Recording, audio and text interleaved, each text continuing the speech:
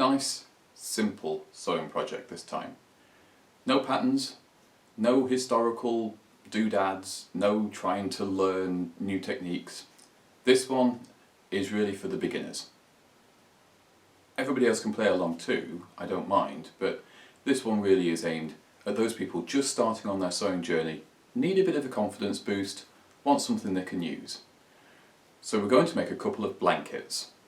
And the key thing with making a decent blanket is how you finish the edges. So I'm going to give you two techniques in this video, and then I'm going to show you how they look when they're done, as I always do. I hope you find the video useful. Please do let me know in the comments. Be sure to interact and subscribe. It does help boost the channel and get the information out to more people. As you just heard in the intro, we're doing two car blankets today, and one of them is going to be for this car. If you haven't, do check the playlists out and look for Lanchester LD10. There is going to be a link in the description. I'll put a little thing in one of these corners. I have this fabric left over from the 1930s trousers video that I did recently, and it frays really nicely, but it's not ideal for the kind of clothes I want to make. So I decided that it would be a good idea to make a blanket for the Lanchester. Make it big enough to be a full-size picnic blanket, and we'll actually be able to use that properly when we actually get to the point where we're allowed to take the car out and it's completely finished. Let's show you what's involved in figuring out how much fabric you need for a blanket in a car like this.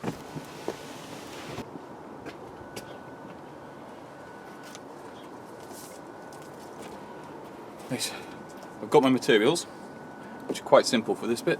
Just a tape measure and the fabric itself. So, first thing I'll do is just check the fabric is wide enough.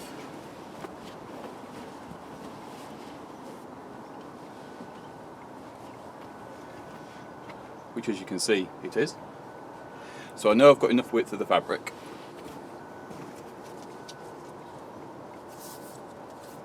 And then you want to measure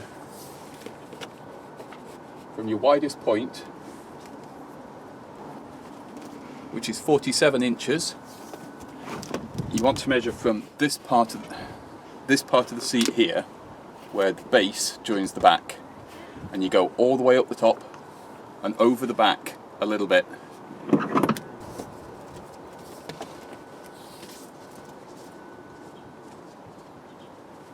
I'm going to measure all the way down to the parcel shelf, and that gives us 30 inches. What I will probably do is make this blanket as wide as the fabric allows me, because it's very close to the actual width of the seat, and if I've got enough, it'll probably be twice the height of the seat, and that way it should be plenty big enough.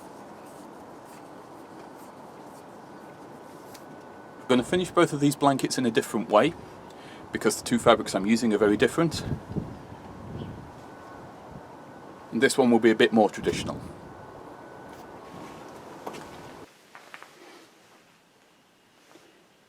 I made one slight mistake when measuring with this fabric. This is the same one that I used for the recent 1930s trousers video. I'll put a link up in the screen and one in the description so you can find that a bit easier. What I'd forgotten when I held this up in the car was that I hadn't trimmed the edges of the fabric square. I don't normally. And when I laid this out, it wasn't quite as large as I expected, because there was a big piece cut out from one of the trouser patterns. Not to worry. Blankets don't have to go the full width of the seat, so this is going to be a little bit narrower than the seat, which is okay. It will probably actually fit inside of the armrest quite well, so that's probably a good thing. But we've ended up with a piece that's about 39 inches square, and the measurement I got for the seat, as you'll remember, was 47 inches wide by at least 30 inches deep. So it's going to be big enough to cover the bits of the seat that it needs to. This one's a lot easier to do than the one I'm doing for the Maestro, because on this one we have no hems to turn. all we need to do is decide how wide a fringe we want. And on this fabric, that's quite easy. I just want it as wide as one of these sections here.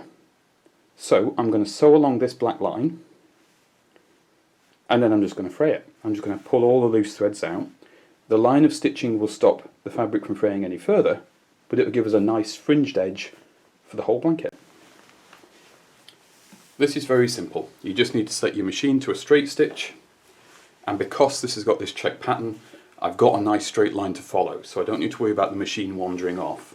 I already know that it quite likes this fabric, so it shouldn't give me any headaches.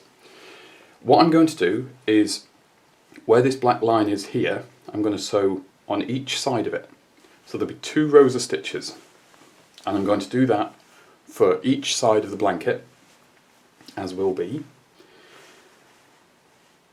And yeah, that will take as long as it takes. Which usually isn't very.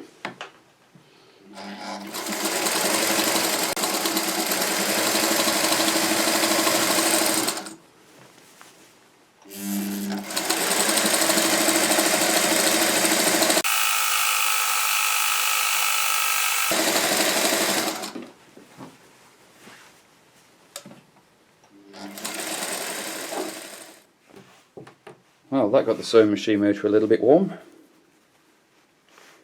As you can see, just about, I've sewn one line either side of this black line here all the way around. And this fabric absolutely loves to fray. These aren't fabric ends.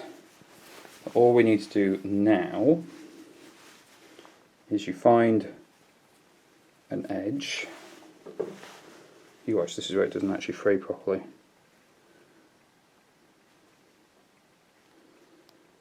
And I'm just using a pin here, and you just pull out some of the threads, and then all you do is basically pull those threads out,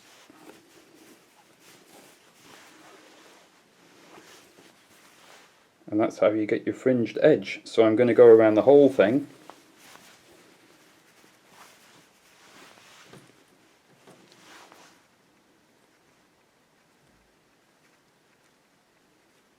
And make use of the instability of this fabric.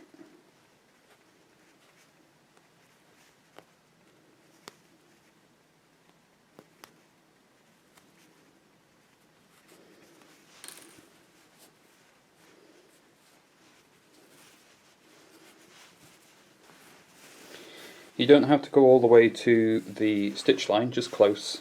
If it wants to fray any further, it will, because chances are your stitching isn't going to be exactly on the thread line unless you are some sort of sewing god. I don't know anybody that can sew exactly along a line with a sewing machine. You're always a little bit wibbly wobbly. It's like trying to draw a perfectly straight line without a ruler. Unless you have some sort of weird mathematical mystical powers, it's not something you can do. Get close, you can't do a ruler straight line without a ruler.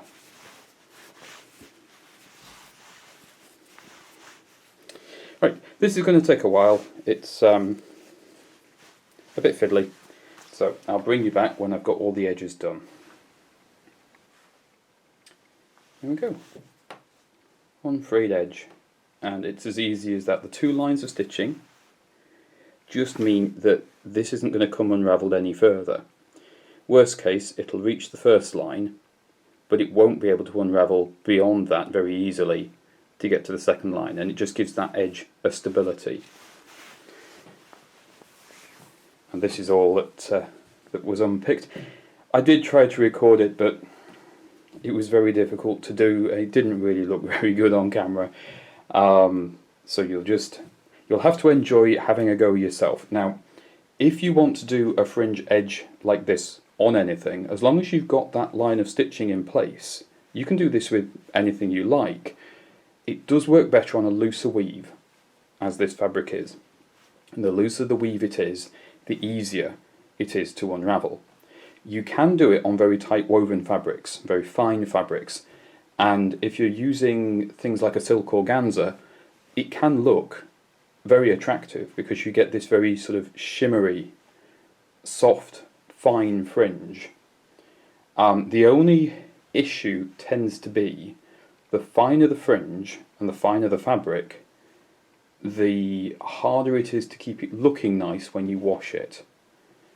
This car blanket is going to be very rarely washed. Car blankets very rarely are, so I'm not too worried about that. But what can happen with a fringe is it can get a little bit tangled, and it's very, very difficult to then straighten it out once that's happened. So this is ideal for something decorative like a table runner or a car seat blanket or that sort of thing where it gets washed maybe once or twice a year, or just surface washed rather than going in the machine. I suppose the next thing to do then is get this in the Lanchester so you can see how it looks in situ, and so that you can see it properly. It's a bit difficult to show it just on my work desk here.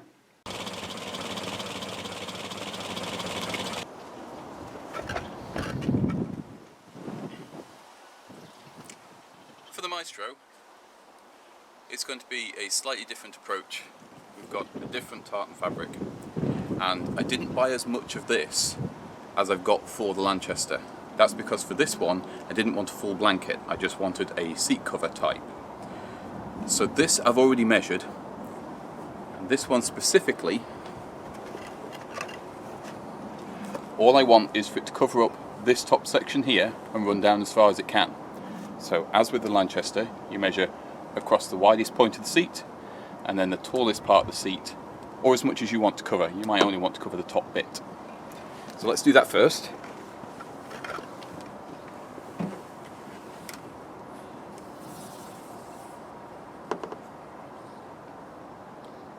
So the width is 50 inches,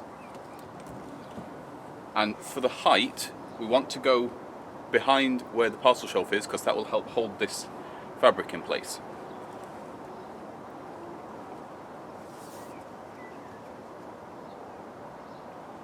And that's 26 inches.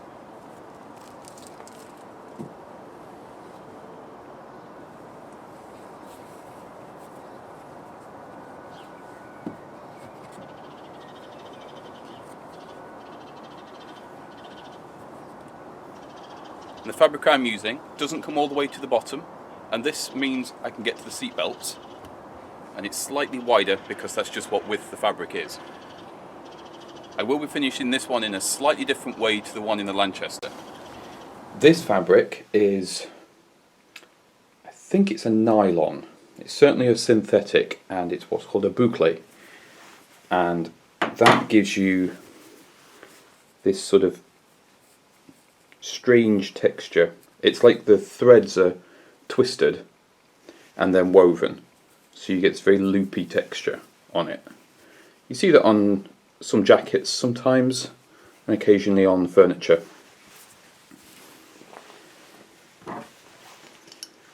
First job is to take off this fringy bit on the selvage.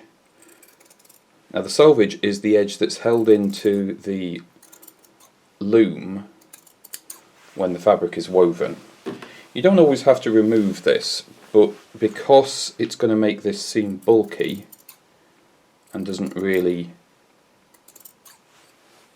serve any decorative purpose for the way I'm going to finish this, it's a good idea to trim it off so I can get a nice flat seam instead.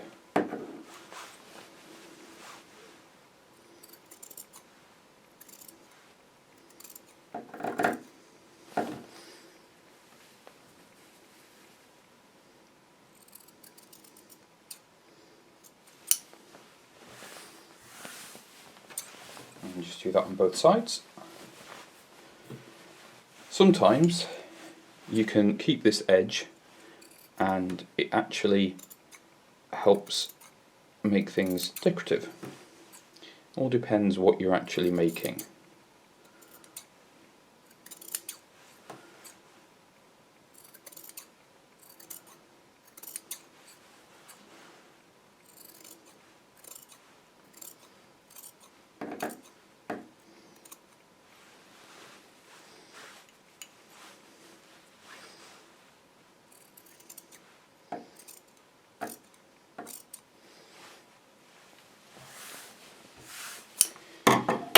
next thing I'm going to do is tidy up the raw edge here. Now the advantage with this being a tartan, or a plaid if you prefer, is you have lines to follow. So I'm going to pick a line to follow along this edge just to square everything off. Makes turning the hem a little bit easier.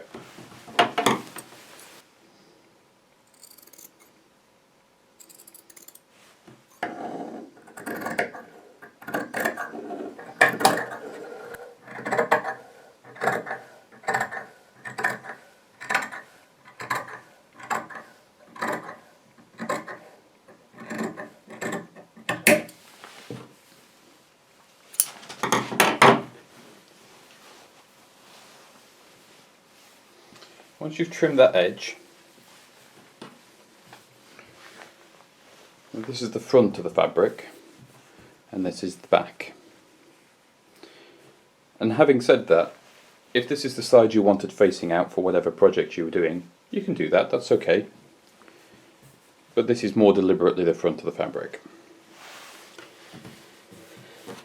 For turning the hem, again, the stripes do help us. There's a white line here, which gives me a nice straight line to work along. So I'm going to fold the edge along that white line.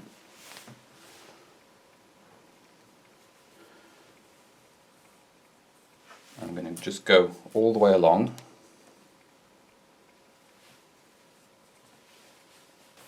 And then when I get to the other end, I'll come back. What you want to do is you've got a raw edge here, so you want to roll that over again, take the first pin out of course, and that then catches the raw edge. When we sew over the top of that, that then won't fray. So I'm just going to go along, pin the whole thing, and I'll do the trimming on the other side as well. And I'll bring you back when this is ready to sew. There we are, that's both sides pinned. This side was a little bit more awkward because there wasn't really a stripe to follow. But the fabric itself, you have the stripes going that way, and you can use those as a guide to make sure your seam's not wandering off one way or the other. And that there of course is all the material we've trimmed off. Next stage is to sew these seams on both sides, and then we can turn the short edge on both ends. And I'll show you how to do that once we've run up these long seams. Now, I'm not sure exactly how this fabric's going to behave. It's quite mobile, so that can make them quite tricky. The important thing though, when you're doing a seam like this, where you've got the inside edge of the seam, so this is your outside finished edge, and this is where you've rolled the fabric under. You want to stick as close as you can to this edge, and then that stops the raw edge from poking out. And just take your time.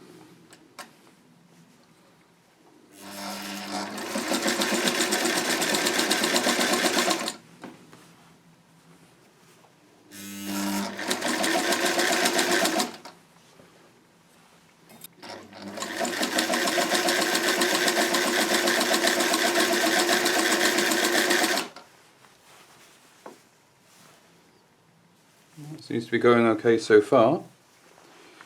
A little bit of a strange fabric to work with. It's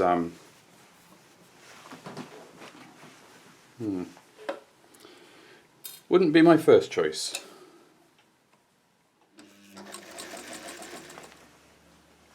When you get to the end of the seam and you take your last pin out, just keep your finger on the end of it, especially if it's a fabric like this one where it's going to want to just unravel on you. The issue I am having with this fabric is it's very mobile, so it's not that easy to sew in a straight line on it. Other than that, it's actually perfectly fine. The machine seems to like it.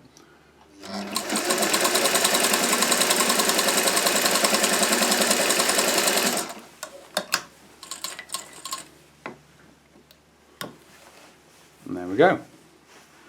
one finished seam, nice and tidy, nice and straight.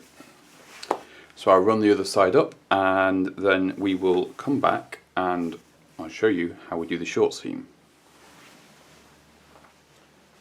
Both of the long seams now done,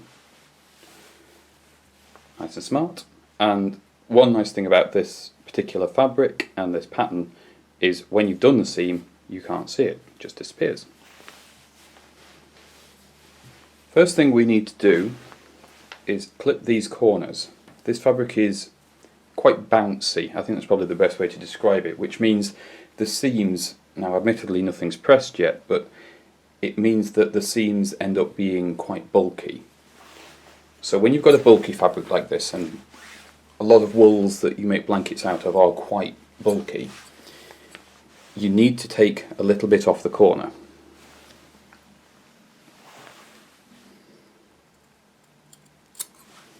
Not much, just, you know, a little nubbin like that. And this will help when you turn the hem. And you're just snipping it at about 45 degrees. It's like taking a little triangle off the end. Then you do the same as you did on the long hem. So you turn it over and turn it over again.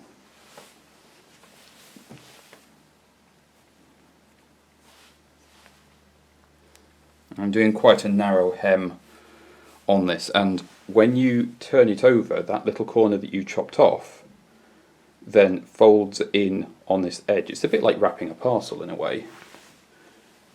It just means that when you folded it and then you fold it the second time,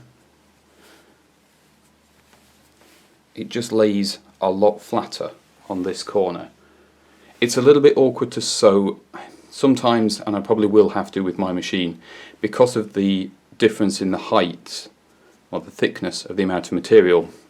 Sewing machines don't always like doing this bit, so you may find you have to start your machine sewing here and then just hand sew this very edge piece, which is probably what I'm going to have to do just to keep it tidy and keep everything together. Some machines are quite happy to go over that, some aren't.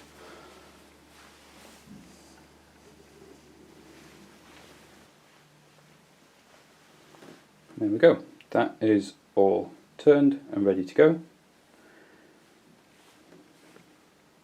And you can see I had the line to guide me as I did on the long side. It's another good reason for using tartans if you're going to do blankets like this. Any sort of regular pattern where you have straight lines to follow, it really makes things a lot easier.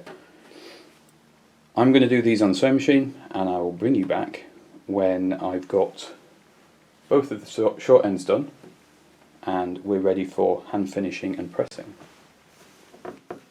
Well, turns out the machine wasn't that fussed about this thickness of fabric.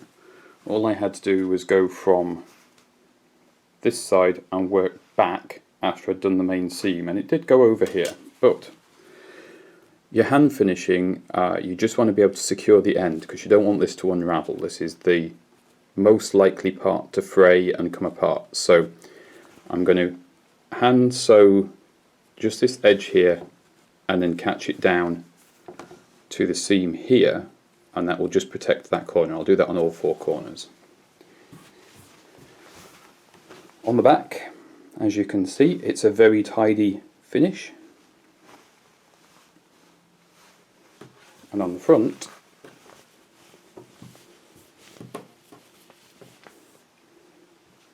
it's just nice and plain. The penultimate job to do on this is just catch these edges. I don't think the hand sewing is actually completely necessary, but it just adds a bit of extra security, just in case. All I'm going to do here is a very simple whip stitch. So it's nothing fancy. I'm just using a plain black thread. So our first job is just to tie on.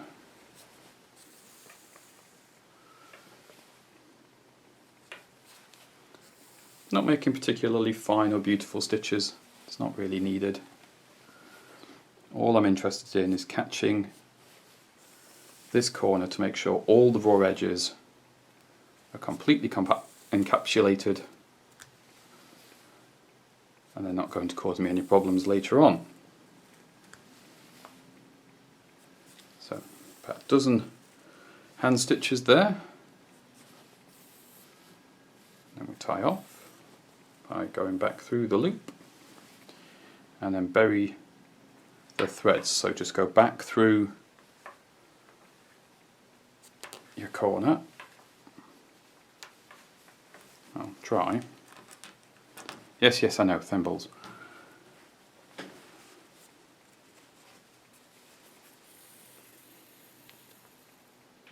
If anybody can recommend me a supplier of giant man thimbles for my giant man hands, I would appreciate it. So pull your thread tight.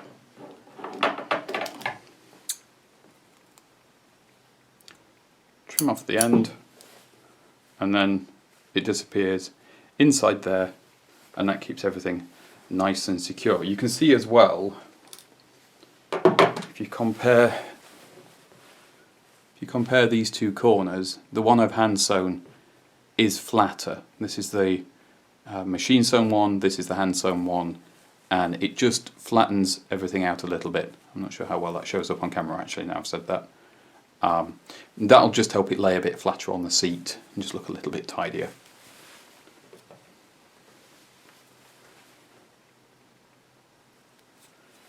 Just go around and do all of them.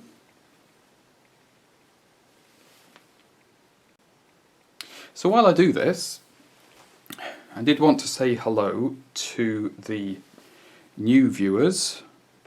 I gather the videos have actually been helping people and doing adventurous sewing projects, so that's always really good to hear, because I'm not a professional. I am not an expert, I'm just a home sewer.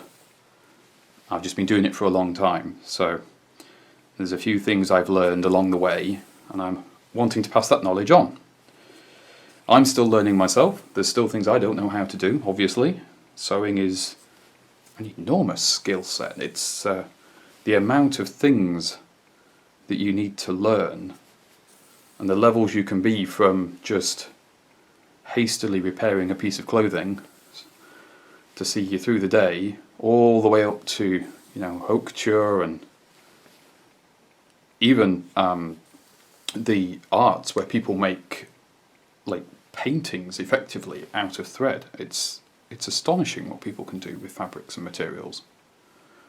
So whatever level you're at, and however good or bad you think you are, carry on doing it, because it's one of those things where it's right at the cross point of skill and art. And I think sometimes we do lose sight a little bit of the fact that when it's a creative thing, the same standards of mechanization that you see with, for example, making a precision piece of machinery. I mean, there is an art there, obviously, but it's not an organic thing. You're working with tolerances, and there's not really much room for expression. You don't see a lot of expressive design in precision engineering. Or maybe you do, and I just don't know how to see it. But anyway, my point is, if you are doing crafts, whether it's to make something to wear, or just get a bit more life out of something, or whatever it might be, it doesn't matter if it's not perfect. Perfection, as the old saying goes, is the enemy of good enough. And a lot of the time, with your sewing, it's good enough. And in a few years, your good enough is not going to be the same as your good enough now. So it is worth sticking at it. Don't be too upset. If a project goes wrong, it goes wrong. It happens. It's one of those things. But don't be upset about it too much, because with practice and time and patience, especially with yourself, you will get better. We all do. And you're always going to have that bad day. You're always going to have that day where the sewing machine will not cooperate, where it doesn't matter what you do, you make silly mistakes and you have to walk away from a project. And that's just as valid. Have I done this one? No, I haven't done this one. The most important thing to remember with any sewing project is, unless you're actively seeking constructive criticism, and that's very different to just criticism or people on the internet expressing an opinion, the only person's opinion that matters of what you're creating is you. There's no point measuring yourself up to somebody who's been sewing professionally for a couple of decades if you're only on the first month of your journey, because that's not fair to yourself. And you have to remember, that person who's been doing it professionally for decades started out exactly where you are. Once upon a time, they didn't know how to sew a button on, so there's no problem with you not knowing how to do things. We learn as we go. We pick up skills as we go, and we improve. And everybody's learning process and standards are different. Just remember to set fair standards for yourself. Do challenge yourself, definitely, but don't get hung up on being perfect with every single attempt. Just seek for things being good enough, because that's all it needs to be.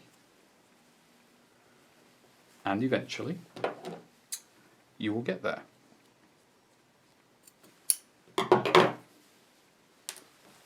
There we go, that's all the corners done. I am going to give this one a press, and I'm going to give the other one a press as well, just to even out the seams that we put on that one.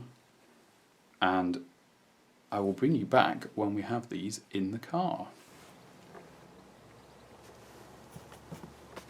One blanket, all finished, all fitted. This one, remember, is more of a cover, so this is just to protect the top of the back of the seat. And it looks the part. Also chose it because it matches the car. It's got the same kind of colours in it. It looks right at home. Yes, I need to oil that hinge. Just has the right sort of look from outside. So let's see how the Lanchester one turned out.